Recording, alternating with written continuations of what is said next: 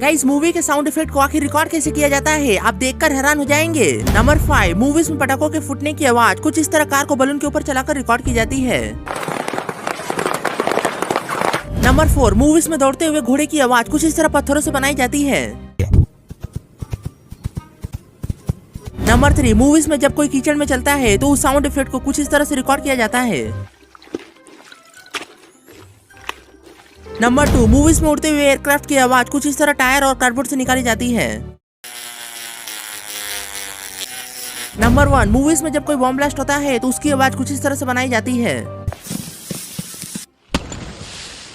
Video पसंद आई हो तो इस वीडियो को कर दीजिए लाइक और हमारे चैनल को कर दीजिए सब्सक्राइब।